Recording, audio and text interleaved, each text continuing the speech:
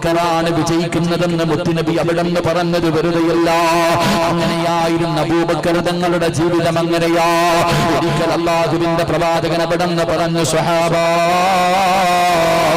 അല്ലാഹുവിന്റെ ദീനിന് വേണ്ടിയാണ് നിങ്ങളുടെ കയ്യിലുള്ളത് എടുത്തുകൊണ്ട് വാ സഹാബാ. അല്ലാഹുവിന്റെ പ്രവാചകൻ അവിടെന്ന് പറയുമ്പോ എന്റെ പ്രിയമുള്ളവരെ, സ്വഹാബികൾ മുഴുവൻ തന്റെ വീടുകളിലേക്ക് കടന്നു ചെന്നു. എന്നിട്ട് തന്റെ വീടിനകത്തവരുടെ കൊത സമ്പാദിച്ചു വെച്ചതിൽ നിന്ന് അല്ലാഹുവിന്റെ ദീനിന് വേണ്ടി അവർ കൊണ്ടുവന്ന് സദഖ കൊടുക്കുകയാണ്. മഹാനായ സയ്യിദുനാ ഉമർ ഇബ്നുൽ ഖത്താബ് റളിയല്ലാഹു തആല അൻഹു തങ്ങൾ ചിന്തിച്ചു, ഏത് കാര്യത്തിനും അബൂബക്കറാണ് മുന്നിൽ, ഏത് കാര്യം പറഞ്ഞാലും അബൂബക്കറാണ് ഒന്നാമനാകുന്നത്, അബൂബക്കറാണ്. പഠിച്ചവരെ, ഒരിക്കലെങ്കിലും എനിക്കും വിജയിക്കണമെന്ന് തമ്പുരാന്, ഒരിക്കലെങ്കിലും എനിക്ക് അബൂബക്കറിന്റെ മുന്ന് പരാജയപ്പെടുത്തണമെന്ന് തമ്പുരാന്. മഹാനായ ഉമർ തങ്ങളുടെ മനസ്സിലേക്ക് ഒരു ചിന്ത കടന്നു വരികയാണ്. അതുകൊണ്ട് ചെയ്തതെന്തെന്നറിയോ? തന്റെ സമ്പാദ്യത്തിന്റെ നേർപകുതി എടുക്കുകയാ. തന്റെ സമ്പാദ്യത്തിന്റെ നേർപകുതി എടുത്തു.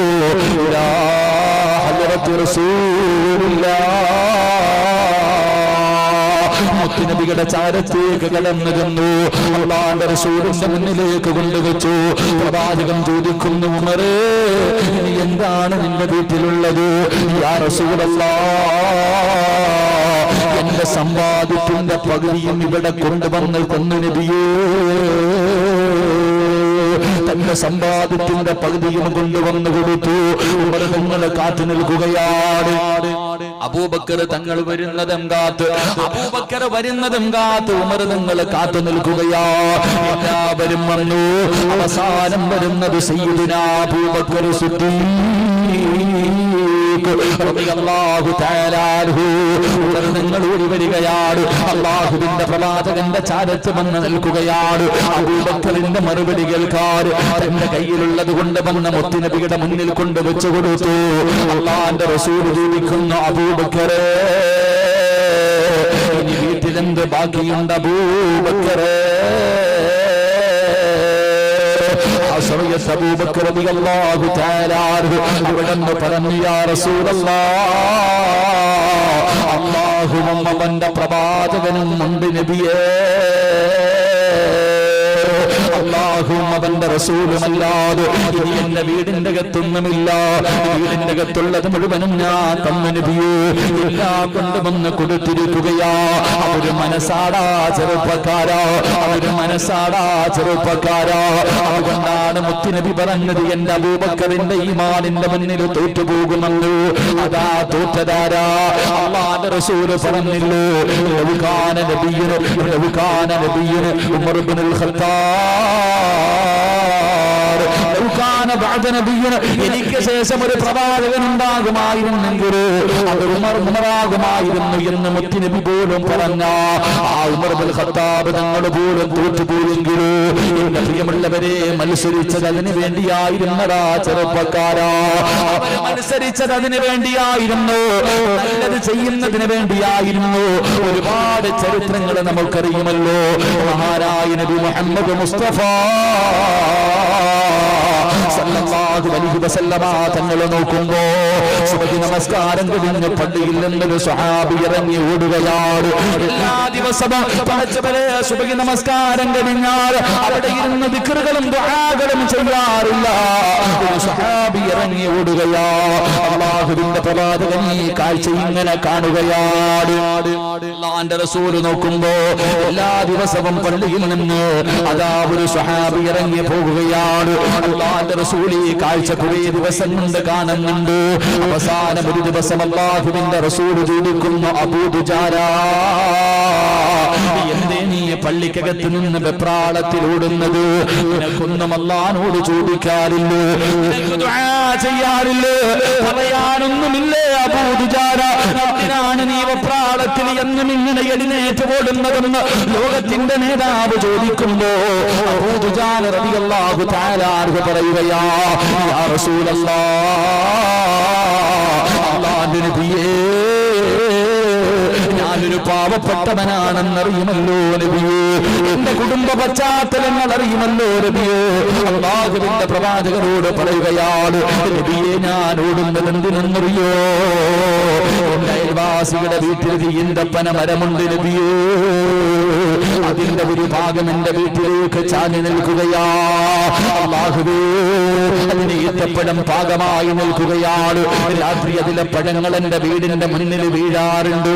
അല്ലാഹുവേ, എന്റെ മക്കളെങ്ങാണം വെളിയിലിറങ്ങി വരുമ്പോ ഈന്തപ്പഴങ്ങൾ കണ്ടാൽ അവര് വിശപ്പ് കാരണം എടുത്ത് കഴിച്ചു പോകുമല്ലോ. യാ റസൂലല്ലാഹ്, എന്റെ മക്കൾ ഹറാമ് തിന്നുമല്ലോ, എന്റെ മക്കൾ ഹറാമ് തിന്നുമല്ലോ, ഹറാമ് തിന്നാ സർവ അമലുകളും പൊടിഞ്ഞു പോകുമല്ലോ, അവന്റെ ദുനിയാവും ആഖിറവും നഷ്ടപ്പെടുമല്ലോ. അതുകൊണ്ട് നബിയേ, സുബഹി നമസ്കാരം കഴിഞ്ഞ് പെട്ടെന്ന് ഓടിച്ചെന്നിട്ട് എന്റെ മക്കൾ ഉറക്കത്തിൽ നിന്ന് എഴുന്നേൽക്കുന്നതിന് മുമ്പ് ഈത്തപ്പഴങ്ങളെല്ലാം പറക്കിയിട്ട് എന്റെ അയൽവാസിയുടെ വീടിന്റെ പറമ്പിലിടാൻ ഓടുന്നതാണ് നബിയേ. അല്ലാഹുവിന്റെ പ്രവാചകനോട് അബൂ ദുജാന റളിയല്ലാഹു തആല അൻഹു പറയുമ്പോ അല്ലാഹുവിന്റെ റസൂൽ ചോദിക്കുന്നു, സഹാബ ആരാണ് അയൽവാസിയാരാ? അബൂ ദുജാനയുടെ അയൽവാസിയാരാ? അല്ലാഹുവിന്റെ പ്രവാചകനോട് തിരക്കുകയാണ്, മുത്തുനബി എവിടെന്ന് തിരക്കുകയാണ്. അവസാനം ആ മനുഷ്യനെ കൊണ്ടുവന്നു, അല്ലാഹുവിന്റെ റസൂലിന്റെ മുന്നിലേക്ക് കൊണ്ടുവന്നു. പ്രവാചകൻ ആ മനുഷ്യനോട് പറഞ്ഞു, നിന്റെ വീടിന്റെ യഥാ അബൂ ദുജാനയുടെ വീടിന്റെ മുറ്റത്ത് വീടുന്ന രീതിയില് എന്റെ വീട്ടിൽ ഒരു ഈന്തപ്പന മരം നിൽക്കുന്നുണ്ടല്ലോ, ആ മരം എനിക്ക് നൽകിയാൽ സ്വർഗത്തിൽ 10 ഈത്തപ്പഴം ഞാൻ നിനക്ക് തരാ. സ്വർഗത്തിൽ 10 ഈത്തപ്പഴം മരം ഞാൻ തരാ. അല്ലാഹുവിന്റെ പ്രവാചകനാണ് പറയുന്നത്. പക്ഷേ ആ മനുഷ്യനൊരു മുനാഫിക്കായിരുന്നു, അവനൊരു മുനാഫിക്കായിരുന്നു. അവൻ പറഞ്ഞു, നബിയേ, ഈന്തപ്പന മരം വിൽക്കാൻ ഞാൻ തയ്യാറാണ് നബിയേ, പക്ഷേ എനിക്ക് സ്വർഗത്തിലല്ല വേണ്ടത്, എനിക്ക് രൊക്കമായിട്ട് വേണം നബിയേ. എനിക്ക് 10 മരം ഇവിടെ തന്നാൽ, ഈ ദുനിയാവിൽ 10 മരം എനിക്ക് നൽകിയാൽ എന്റെ ഒരു മരം ഞാൻ തരാ നബിയേ, അല്ലാതെ സ്വർഗത്തിൽ എനിക്ക് 10 മരം കിട്ടിയിട്ട് കാര്യമില്ല. ആ മുനാഫിക്കായ മനുഷ്യൻ പറയുമ്പോ സഹാബികളുടെ ഇടയിൽ ഇരുന്ന് മഹാനായ സയ്യിദുനാ അബൂബക്കർ സിദ്ദീഖ് എവിടെയും ഒന്നാമനാട്. അവ്വലു മൻ ആമന ബി അബൂബക്കർ, അവ്വലു മൻ സദ്ദഖനി അബൂബക്കർ, അവ്വലു മൻ യദ്ഖുലുൽ ജന്നത മിൻ ഉമ്മതി അബൂബക്കർ. അബൂബക്കറിനെ കുറിച്ച് മുത്തുനബി പറഞ്ഞത് വെറുതെയല്ല. അബൂബക്കർ സിദ്ദീഖ് റളിയല്ലാഹു തആല അൻഹു ചാടി എഴുന്നേറ്റിട്ട് ചോദിച്ചു, യാ റസൂലല്ലാഹ്, സ്വർഗത്തിലെ 10 മരം എനിക്ക് തരുവോ? യാ റസൂലല്ലാഹ്, ഈ മനുഷ്യന് കൊടുക്കാമെന്ന് പറഞ്ഞ സ്വർഗത്തിലെ 10 മരം എനിക്ക് തരുവോ നബിയേ? ഇവന് വേണ്ട 10 മരം ഞാൻ കൊടുക്കാം നബിയേ, ഇവന് വേണ്ടത് ഞാൻ കൊടുക്കാം. ദുനിയാവിലെ 10 മരം ഞാൻ കൊടുക്കാം, എനിക്ക് സ്വർഗത്തിലെ 10 മരം തരുവോ? അല്ലാഹുവിന്റെ റസൂൽ പറഞ്ഞു തരാമെന്ന് പറയുമ്പോ അബൂബക്കർ സിദ്ദീഖ് റളിയല്ലാഹു തആല അൻഹു ആ മനുഷ്യന്റെ കയ്യിൽ പിടിച്ചു തന്റെ ഈന്തപ്പന തോട്ടത്തിൽ കൊണ്ടുപോയിട്ട് പറഞ്ഞതെന്തെന്നറിയോ? എനിക്ക് സ്വർഗത്തിൽ 10 മരം തന്നവരാ, നിനക്ക് ഇതിനകത്ത് വേണ്ടതെടുത്തോ, ഇതിനകത്ത് ഏത് മരം വേണമെങ്കിലും നീ എടുത്തോ, എനിക്ക് സ്വർഗത്തിലെ 10 മരം മതിയെന്ന് മഹാനായ സയ്യിദുനാ അബൂബക്കർ സിദ്ദീഖ് റളിയല്ലാഹു തആല അൻഹു ഒരു നന്മ പറഞ്ഞു കഴിഞ്ഞാൽ മത്സരവാടാ, എനിക്ക് വേണം, ഒന്നാമത് എനിക്ക് ചെയ്യണം, എന്റെ ഈമാൻ എനിക്ക് വർദ്ധിപ്പിക്കണം, എന്റെ ഈമാൻ എനിക്ക് പ്രകാശിപ്പിക്കണം. മത്സരമായിരുന്നു. അല്ലാഹുവിന്റെ പ്രവാചകരുടെ നല്ല കാര്യം പറഞ്ഞാൽ അത് ചെയ്യാ സ്വഹാബത്തിന് വല്ലാത്ത ഉത്സാഹമാ. അവരാരും അമ്പാനിമാരായിരുന്നില്ല, കോടിക്കണക്കിന് ആസിയുള്ളവരായിരുന്നില്ല, ഏക്കറകണക്കിന് ജാഗയുള്ളവരായിരുന്നില്ല, ലക്ഷങ്ങൾ ലോക്കറിൽ വെച്ചവരായിരുന്നില്ല. എനിക്കിടക്കാ സ്വന്തമായിട്ടൊരു വീടില്ലാത്തവർ, ധരിക്കാൻ ഒരു ജോഡി വസ്ത്രമില്ലാത്തവർ, തന്റെ കാലിന്റെ ചുവട്ടിൽ കിടക്കുന്ന ഒരു പിടി മണ്ണ് പോലും സ്വന്തമായിട്ടില്ലാത്ത സഹാബത്ത് വള്ളത്തിൽ പങ്കുകൊടുക്കാൻ തയ്യാറായപ്പോ എന്തിനാ ചെറുപ്പക്കാരോ അല്ലാഹുവേ യുദ്ധത്തിന്റെ രണാങ്കണത്തിൽ സക്കറാത്തിന്റെ അവസ്ഥയിൽ ശരീരം മുഴുവനും തുണ്ടം തുണ്ടമായി വെട്ടിമുറിച്ചിട്ട് മരണത്തോട് വെള്ളടിച്ചുകൊണ്ട് കിടക്കുമ്പോ വെള്ളത്തിന് വേണ്ടി യാചിക്കുകയാ. ഒരു തുള്ളി വെള്ളത്തിന് വേണ്ടി സക്കറാത്തിന്റെ അവസ്ഥയിൽ രണാങ്കണത്തിൽ കിടന്ന് പിടയുമ്പോ പടച്ചവനെ ഒരു സ്വഹാബി വെള്ളവുമായി ഓടി വന്നു. മരിക്കാൻ കിടക്കുന്ന സ്വഹാബിയുടെ വായിലേക്ക് വെള്ളം ഒഴിച്ചു കൊടുക്കാൻ തയ്യാറാകുമ്പോ അടുത്ത് കിടന്നൊരു സ്വഹാബി ചോദിക്കുകയാ, എനിക്കിത്തിരി വെള്ളം തരുവോ, എനിക്കിത്തിരി വെള്ളം തരുവോ? ആ മരിക്കാൻ കിടക്കുന്ന സ്വഹാബി പറഞ്ഞതെന്തെന്നറിയോ? എന്നെക്കാളും ആവശ്യം ആ മനുഷ്യനാ, എന്നെക്കാളും ആവശ്യം ആ സഹാബിക്കാ. പെട്ടെന്ന് കൊണ്ടുകൊടുക്ക്. സഹാബി വര്യന് വെള്ളവുമായിട്ട് കൂടുകയാണ്. രണ്ടാമത്തെ സഹാബി മരണത്തോട് മല്ലടിച്ചു കൊണ്ട് കിടക്കുന്ന സഹാബി ആ സഹാബിയുടെ വായിലേക്ക് വലിക്ക് വെള്ളമൊടിച്ചു കൊടുക്കാ പോകുമ്പോ മൂന്നാമൻ കിടന്ന് വിളിക്കുകയാ. രണാങ്കണത്തിലെ മൂന്നാമതൊരു സഹാബി വെള്ളത്തിന് വേണ്ടി യാചിക്കുകയാണ്. പടച്ചവനെ ഈ സഹാബി പറഞ്ഞ് എന്നെക്കാളും ആവശ്യക്കാരനാ സഹാബിയാണ്. വെള്ളവുമായിട്ട് ഓടുമ്പോ അതാ മൂന്നാമത്തെ സഹാബിയുടെ ചാരത്ത് ചെന്നപ്പോ സുബ്ഹാനല്ലാഹ് സ്വഹാബി അങ്ങ് മരിച്ചുപോയി. ആ സ്വഹാബി അങ്ങ് മരിച്ചുപോയി. വെള്ളവുമായിട്ട് ഒന്നാമന്റെ മുന്നിലോടി. അവിടെ ചെല്ലുമ്പോൾ ആ സ്വഹാബിയും മരിച്ചു. രണ്ടാമത്തെ സ്വഹാബിയുടെ അടുക്കൽ പോയി. രണ്ടാമത്തെ സ്വഹാബിയും മരിച്ചു. മൂന്നുപേരും മരിച്ചു കിടക്കുന്നു. തന്റെ കയ്യിൽ നിന്ന് വെള്ളം കയ്യിൽ പിടിച്ചുകൊണ്ട് നിൽക്കുകയാ. മോനെ, ഇതായിരുന്നടാ നിന്റെ മുൻഗാമികളുടെ ചരിത്രം. ഇങ്ങനെയായിരുന്നു. അവർ പരസ്പരം മത്സരിച്ചവരാണ്. അതുകൊണ്ട് ഒരു നല്ല കാര്യത്തിന് വേണ്ടിയാണ് 2 ഏക്കർ ബസ് വാങ്ങി. പടച്ചവനെ ഇനി വേണ്ടതെന്നറിയോ? അല്ലാഹുവേ, ഉമ്മത്തിന് പ്രയോജനമുള്ള ഒരു സ്ഥാപനമാണ്.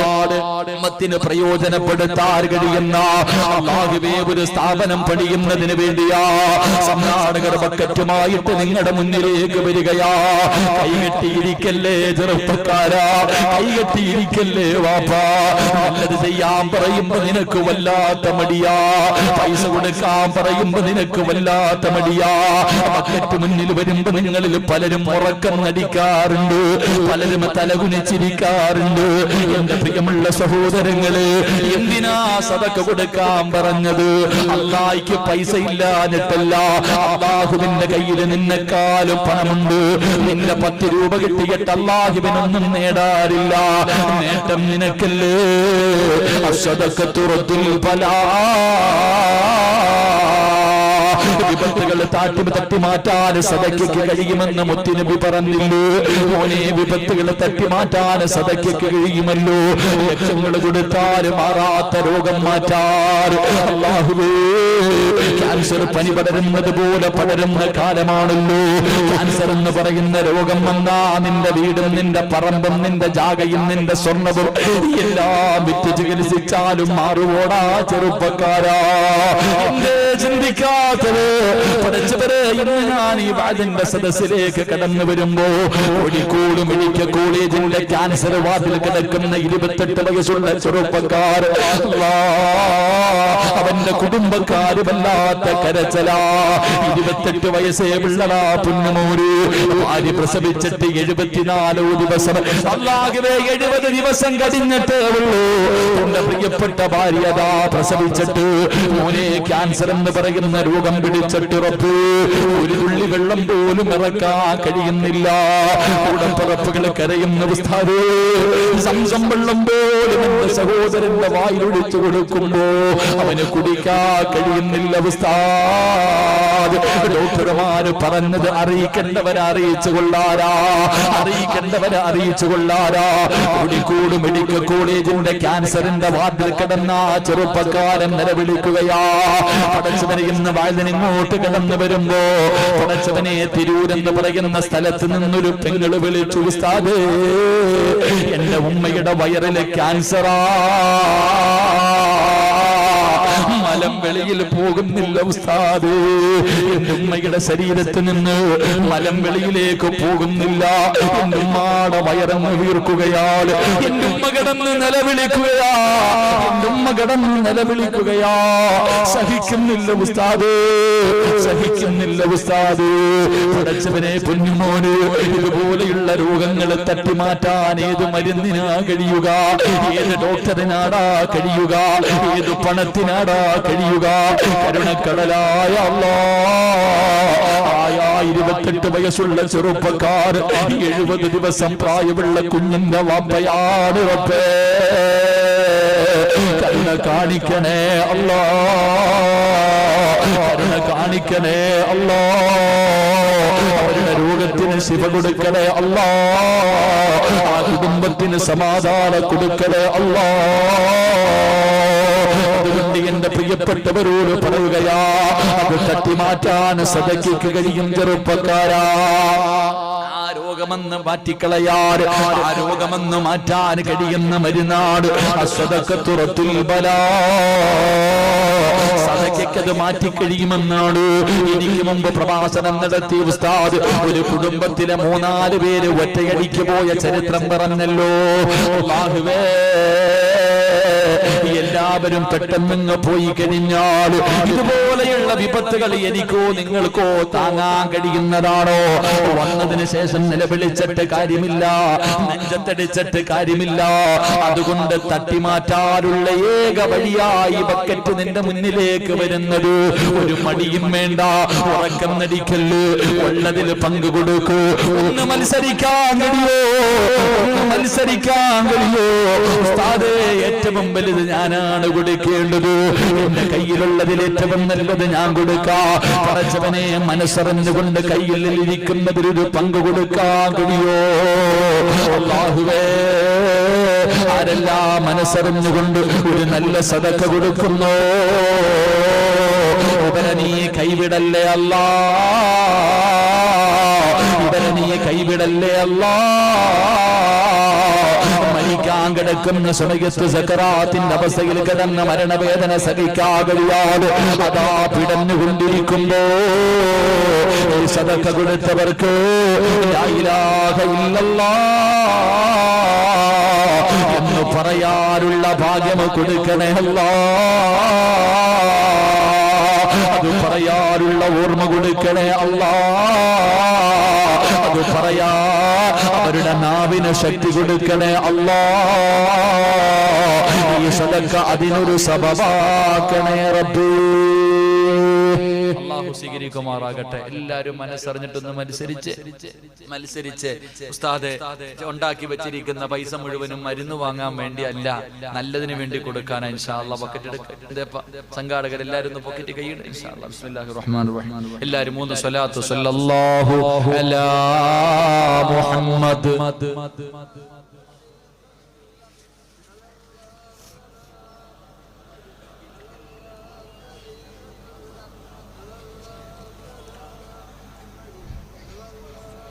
اللهم صل على محمد يا ربي صل عليه وسلم. കരുണക്കടലായ അല്ലാഹ്, ദയാലുവായ പടച്ചവനെ, മലിക്കുൽ ജബ്ബാറായ തമ്പുരാനെ, ആരെല്ലാം മനസ്സറിഞ്ഞുകൊണ്ടൊരു സദഖ കൊടുക്കുന്നു, കരുണക്കടലായ അല്ലാഹ്, ഇവരെ നീ കൈവിടല്ലേ അല്ലാഹ്, ഇവരെ നീ ഏറ്റെടുക്കണേ അല്ലാഹ്. ഇവർക്ക് നീ ഖൈറും ബറക്കത്തും ഐശ്വര്യവും നൽകണേ അല്ലാഹ്. പടച്ചവനെ, ഇവരുടെ ദുനിയാവും ആഖിറവും നീ വെളിച്ചത്തിലാക്കണേ അല്ലാഹ്. ഇവരുടെ ഈമാൻ നീ പ്രകാശിപ്പിക്കണേ അല്ലാഹ്. സ്വീകരിക്കുമാറാകട്ടെ. അതുകൊണ്ട് എന്റെ പ്രിയമുള്ള സഹോദരങ്ങളെ, രണ്ടാമത്തെ കാര്യം, ഒരു നല്ല കാര്യം പറഞ്ഞാൽ അത് ചെയ്യാനുള്ള ഒരു ആത്മാർത്ഥത, അത് ചെയ്യാനുള്ള ഒരു ഉത്സാഹം, എനിക്കാദ്യം ചെയ്യണമെന്നുള്ള ഒരു ആഗ്രഹം അല്ലാഹുവേ ആർക്കുണ്ടോ അവന്റെ ഈമാൻ വർദ്ധിക്കുമെന്ന് നബിയിന റസൂലുള്ളാഹി. എന്റെ പ്രിയമുള്ള സഹോദരങ്ങളെ, വെള്ളിയാഴ്ച ദിവസം എല്ലാവരും പള്ളിയിൽ പോകുന്ന ദിവസമാണല്ലോ വെള്ളിയാഴ്ച ദിവസം പള്ളിയിൽ പോകുന്നവരുടെ പ്രതിഫലം എന്താ? എന്റെ പ്രിയപ്പെട്ടവരെ, വെള്ളിയാഴ്ച ദിവസം ഇദാനൂദിയ ലിസ്സലാത്തി മിൻ യൗമിൽ ജുമുഅ ഫസ്ഔ ഇലാ ദിക്രില്ലാഹി വദറുൽ ബൈ. പരിശുദ്ധമായ ഖുർആൻ പറഞ്ഞത് വെള്ളിയാഴ്ച നിസ്കരിക്കാൻ വിളിച്ചാൽ പെട്ടെന്ന് പോകണമെന്നല്ലേ? എന്റെ പ്രിയമുള്ളവരെ, ഈ സദസ്സിലിരിക്കുന്ന എല്ലാവർക്കും അറിയാം, വെള്ളിയാഴ്ച ദിവസം പള്ളിയിൽ ജുമുഅ നിസ്കരിക്കാൻ പോകുന്നവർക്കുള്ള പ്രതിഫലം. ആദ്യം പോകുന്നവന് ഒട്ടകത്തിന്റെ പ്രതിഫലം. ഉസ്താദ്, വെള്ളിയാഴ്ച ആദ്യം പോകുന്ന ആൾക്ക് ഒട്ടകത്തിന്റെ പ്രതിഫലം, രണ്ടാമത് പോകുന്നവർക്ക് ഇങ്ങനെ ഓരോ വിഭാഗമല്ലേ, അവസാനം പോകുന്ന ആൾക്ക് മുട്ടയുടെ പ്രതിഫലം അല്ലേ? വെള്ളിയാഴ്ച ദിവസം പള്ളിയിൽ ജുമുഅ നിസ്കരിക്കാൻ ആദ്യം പോകുന്ന ആൾക്ക് ഒട്ടകത്തിന് അർത്ഥ പ്രതിഫലം. അങ്ങനെ തുടങ്ങി തുടങ്ങി തുടങ്ങി അവസാനം ജുമുഅയ്ക്ക് പള്ളിയിൽ പോകുന്നവന് മുട്ടയുടെ കൂലി. നമുക്ക് മുട്ടയുടെ തോടിന്റെ കൂലി പോലും കിട്ടൂല. അല്ലാഹു ഈമാൻ തരുമാറാകട്ടെ. ഒന്നാലോചിക്ക് എന്റെ പ്രിയപ്പെട്ടവരെ, നമ്മളെല്ലാം വെള്ളിയാഴ്ച പള്ളിയിൽ പോകും. ഈ വെള്ളിയാഴ്ച പള്ളിയിൽ പോകുന്ന നമുക്ക് പോത്തിനെ അർത്ഥ കൊടുത്ത പ്രതിഫലല്ല, അതിനൊന്നും പറയാൻ പാടില്ല, അതൊക്കെ വേറെ വിഷയം. എന്റെ പ്രിയപ്പെട്ടവരെ, ഒട്ടകത്തിന് അർത്ഥ കൂലി പോയിട്ട് ഒരു മുട്ടത്തോടിന്റെ പ്രതിഫലം നമുക്ക് കിട്ടും. വെള്ളിയാഴ്ച പള്ളി പോയി ജുമുഅ നിസ്കരിക്കുന്ന മനുഷ്യന് കിട്ടുന്ന പ്രതിഫലം എന്തെന്നറിയോ? ഇങ്ങോട്ട് നോക്ക്, പഠിച്ചു വെച്ചോ. വെള്ളിയാഴ്ച ദിവസം പള്ളിയിൽ പോയി ജുമുഅ നിസ്കരിക്കുന്ന ഒരു മനുഷ്യന് കിട്ടുന്ന പ്രതിഫലം. അള്ളാഹു നമുക്ക് ഈമാൻ നൽകി അനുഗ്രഹിക്കുമാറാകട്ടെ. പ്രതിഫലം ഞാൻ പറഞ്ഞു തരാം. ഈ വെള്ളിയാഴ്ച പോയിട്ട് വാങ്ങോ? ഇങ്ങോട്ട് നോക്ക് ചങ്ങായിമാരെ, ഈ വെള്ളിയാഴ്ച പള്ളിയിൽ പോയിട്ട് ജുമയുടെ പരിപൂർണ പ്രതിഫലം വാങ്ങാൻ കഴിയണം. അള്ളാഹു ഭാഗ്യം തരുമാറാകട്ടെ. ഞാൻ പറയാം, പോയി വാങ്ങോ. നീയത്തീന്നവരൊക്കെ കൈവക്കിക്ക്. ഈ വെള്ളിയാഴ്ച ഞാൻ പള്ളിയിൽ പോയിട്ട് ഉസ്താദെ, നിങ്ങൾ കൈവക്കട ചങ്ങാതി. കാരണം എന്താ? വെള്ളിയാഴ്ച ദിവസത്തിന്റെ മഹത്വം നമുക്കറിയില്ല, എല്ലാ സിനിമാ സംവിധായകന്മാർക്കും അറിയാം. കാരണം എല്ലാ പുതിയ സിനിമകളും ഇറങ്ങുന്ന എന്നത്തെ ദിവസമാണ്. ഞങ്ങളുടെ നാട്ടിൽ വെള്ളിയാഴ്ച, ഇവിടെ എന്നാപ്പാ ബർക്കത്തായ ദിവസം. അതന്നെ, വെള്ളിയാഴ്ച ദിവസം എല്ലാ പുതിയ സിനിമകളും ഇറങ്ങുന്നത് വെള്ളിയാഴ്ച ദിവസം ഞങ്ങളുടെ നാട്ടിൽ. അതുകൊണ്ട് കാണാൻ ജുമയുടെ സമയത്ത് പടച്ചോനെ പാപ്പാടെ ഫ്ലെക്സിന്റെ മുകളിൽ കയറി നിൽക്കുക മക്കള്. വെള്ളിയാഴ്ച രാവിലെ വാപ്പ പള്ളിയിൽ പോകുമ്പോ, വാപ്പ വെള്ളിയാഴ്ച ജുമാ നിസ്കരിക്കാൻ പോകുമ്പോ മോനവട സിനിമാ തിയേറ്ററിന്റെ മുന്നിൽ ഇതുപോലെ വലിയ ഫ്ലെക്സ് കെട്ടിയിട്ടുണ്ട് അവന്റെ വാപ്പാടെ. അതിന്റെ മുകളിൽ കയറി നിൽക്കുക, പൂടാൻ, പാലൊടിക്കാൻ. അള്ളാഹു കാത്തിരക്ഷിക്കുമാറാകട്ടെ. പാപ്പാടെ തലയിൽ ഒഴിച്ചിരുന്നെങ്കിൽ എന്തെങ്കിലും കിട്ടിയാന്, ഇതിന്റെ മോളി ഒഴിച്ചിട്ട് എന്ത് കിട്ടാനാ? അപ്പൊ ഞാൻ പറഞ്ഞത്, വെള്ളിയാഴ്ച ദിവസത്തിന്റെ മഹത്വം അവർക്കറിയാം. അതുകൊണ്ട് എന്റെ പ്രിയമുള്ളവരെ, വെള്ളിയാഴ്ച പള്ളിയിൽ പോയി ജുമുഅ നിസ്കരിച്ചാൽ അള്ളാഹു നിനക്ക് തരുന്ന പ്രതിഫലം 20 കൊല്ലം ഇബാദത്ത് ചെയ്ത പ്രതിഫലമാണ്. അള്ളാഹു നൽകി അനുഗ്രഹിക്കുമാറാകട്ടെ. എത്ര കൊല്ലം ഇബാദത്ത് ചെയ്ത പ്രതിഫലം? ഒന്ന് പറ, എത്ര കൊല്ലം ഇബാദത്ത് ചെയ്ത പ്രതിഫലം? 20 കൊല്ലം. പോയി വാങ്ങൂ. പറ ചങ്ങാതിമാരെ, പോയി വാങ്ങൂ. നിങ്ങൾക്ക് മടുത്താ? ഇല്ലല്ലോ, 12 മണി ആയില്ലല്ലോ. ചുമ്മാതല്ലപ്പാ. എന്നാ ടൈമെന്നറിയോ? 11:56 ആയപ്പോ തന്നെ 56 അതാണ് എല്ലാരും ഒരു സൈലന്റിൽ നിൽക്കണേ. എന്തേപ്പാ മടുത്താ? ഞാൻ ഇതുകൂടെ പറഞ്ഞിട്ട് നിർത്താം. എന്തായാലും കുറച്ചേരം ഇനിയിപ്പോ ഇനി അടുത്ത വഴുതുള്ളത് ഈ മാസം 19-ാം തീയതിയാണെന്ന് തോന്നുന്നു. എന്താ എന്റെ കയ്യിൽ നോട്ടീസ് കൊണ്ട് തന്നു, പക്ഷെ അത് മലയാളത്തിൽ അല്ലാത്തതുകൊണ്ട് സ്ഥലം അറിയില്ല. കൊക്കട. കൊക്കട എന്തായാലും സ്ഥലം മനസ്സിലായല്ലോ. എന്റെ പ്രിയമുള്ളവരെ, ഈ മാസം 19-ാം തീയതിയാണ് വയത്. എല്ലാരും വരണം. അള്ളാഹു ഭാഗ്യം തരുമാറാകട്ടെ. മഹാനായ പ്രവാചകൻ സല്ലല്ലാഹു അലൈഹി വസല്ലമ തങ്ങൾ അവിടെ പറയുന്ന വിഷയം ഏതെന്നറിയോ? അവിടെ ചർച്ച ചെയ്യുന്ന വിഷയം, ഒരു സഹാബിയെ കണ്ടപ്പോ അനസ് റളിയല്ലാഹു തആല അൻഹു, അള്ളാഹുവിന്റെ പ്രവാചകന്റെ കൂടെ 10 വർഷം ജോലി ചെയ്ത ഒരു സഹാബി, ഒരു താബിയായ ഒരു ചെറുപ്പക്കാരനെ കണ്ടപ്പോ പറഞ്ഞു, നിന്നെ എങ്ങാനും പ്രവാചകൻ കണ്ടിരുന്നെങ്കിൽ സ്നേഹിക്കുമായിരുന്നു എന്ന് അനസ് റളിയല്ലാഹു തആല അൻഹു. താബിഈങ്ങളിൽപ്പെട്ട ഒരു ചെറുപ്പക്കാരനെ കണ്ടപ്പോ 10 കൊല്ലം അള്ളാഹുവിന്റെ റസൂലിന്റെ താങ്ങും തണലുമായി നിന്ന ഖാദിമായി നിന്ന അനസ് റളിയല്ലാഹു തആല അൻഹു പറയാ, നിങ്ങളെ എങ്ങാനും മുത്തുനബി കണ്ടിരുന്നെങ്കിൽ ഉറപ്പായിട്ട് നിങ്ങളെ സ്നേഹിക്കുമായിരുന്നു. അങ്ങനെ പറയാനുള്ള കാരണം, ആ സഹാബിക്ക് 6 നല്ല ഗുണങ്ങൾ ഉണ്ടായിരുന്നു. ആ ഗുണങ്ങൾ പഠിക്കാൻ അള്ളാഹു ഭാഗ്യം തരുമാറാകട്ടെ. ആ 6 നല്ല ഗുണം ഉണ്ടെങ്കിൽ നാളെ മുത്തുനബിയുടെ കയ്യിൽ പിടിച്ച് മുത്തുനബിയുടെ കൂട്ടുകാരനായി സ്വർഗത്തിൽ പോകാം. അള്ളാഹു ഭാഗ്യം തരുമാറാകട്ടെ. 18-ാം തീയതിയാന്ന് തോന്നുന്നു, 18-ഓ 19-ാം തീയതി ഇൻഷാ അല്ലാഹ് അള്ളാഹു പഠിക്കാൻ ഭാഗ്യം നൽകുമാറാകട്ടെ. അപ്പൊ ഇൻഷാ അല്ലാഹ് ഞാൻ പബ്ലിസിറ്റി ചെയ്തതല്ല, എല്ലാവരും അങ്ങോട്ട് വരാൻ എനിക്ക് ആവശ്യമൊന്നുമില്ല. നിങ്ങളൊക്കെ വന്നാലും ഞാൻ വഴുതു പറയും, ഇല്ലെങ്കിൽ ഞാൻ മൈക്ക് സെറ്റുകാരനെ വെച്ചിട്ടും വഴുതു പറയും. അതാണ് അള്ളാഹുവിന്റെ ഇൽമ. അങ്ങനെയാണല്ലോ, ഇൽമ പറഞ്ഞു കൊടുക്കുന്നതിൽ ആള് കൂടണമെന്നൊന്നുമില്ല. പഠിച്ച ഇൽമ പറഞ്ഞു കൊടുക്കുക, അതിൽ ഇഖ്ലാസ് ഉണ്ടായാൽ മാത്രം മതി. അള്ളാഹു ഭാഗ്യം തരുമാറാകട്ടെ. പറ മനുഷ്യന്മാരെ, അള്ളാഹു ഇഖ്ലാസ് നൽകി അനുഗ്രഹിക്കുമാറാകട്ടെ. ഈ ചങ്ങാതിയൊക്കെ മൈക്കിലൂടെ പറയുന്നത് കേൾക്കുമ്പോ നെഞ്ചു പൊട്ട, അഹങ്കാരം എങ്ങനെ വരാതെ. അതാണല്ലോ പറയുന്നത്. ഒരു മഹാന്റെ മുന്നിൽ ഇബ്ലീസ് കടന്നു നിന്നു. ഒരു മഹാന്റെ മുന്നിൽ ഇബ്ലീസ് കടന്നു നിന്നിട്ട് പറഞ്ഞു, 40 വർഷമായിട്ട് ഞാൻ നിങ്ങളെ പിഴപ്പിക്കാൻ നടക്കാം, ഞാൻ തോറ്റു, ഞാൻ പോവാ. എന്താ പറഞ്ഞു? ഇബ്ലീസ് ഒരു മനുഷ്യന്റെ അടുത്ത് എന്നിട്ട് പറയാ, ഒരു മഹാന്റെ അടുത്ത് എന്നിട്ട് പറഞ്ഞു, 40 കൊല്ലം കൊണ്ട് ഞാൻ നിങ്ങളെ പിഴപ്പിക്കാൻ നോക്കിയിട്ട് നിങ്ങൾ പിഴച്ചില്ല, നിങ്ങളുടെ മുന്നിൽ ഞാൻ തോറ്റുപോയി, ഞാൻ പോവാന്ന്.